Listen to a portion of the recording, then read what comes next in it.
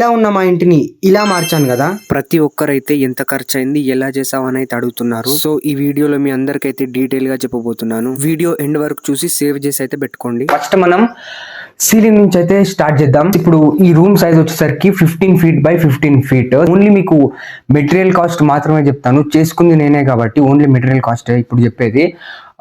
Fall ceiling మెటీరియల్స్కి వచ్చేసరికి 8,000 అయితే అయ్యింది ఓన్లీ మెటీరియల్స్కి. మంచి high quality channels and boards Gyproc Saint కోపెన్వి.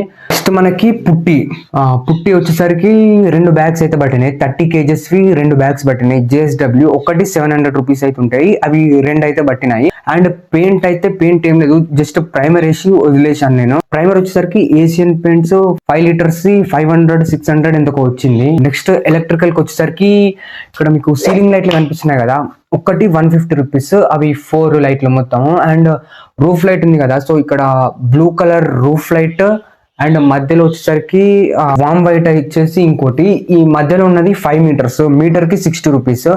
And అది కూడా సేమ్ 60 rupees మీటర్ కి, అది వచ్చేసరికి 15 meters. సో 15 meters అయితే బట్టలేదు, కట్ చేసి నేను లోపల పెట్టేసుకున్నా, మిగిలింది. ఇప్పుడు ఎలక్ట్రికల్ పార్ట్స్ కి వస్తే ఈ ఒకటే రూమ్ కి, సో ఆల్రెడీ ఆ రూమ్ లో కనెక్షన్స్ ఉన్నాయి. ఈ ఒక్క రూమ్ కి వచ్చేసరికి అరౌండ్ 2000 అయింది అనుకుంటా, ఓన్లీ ఎలక్ట్రికల్ వైరింగ్ కి, ఆ పైప్స్ కి, స్విచ్ బోర్డ్స్ కి.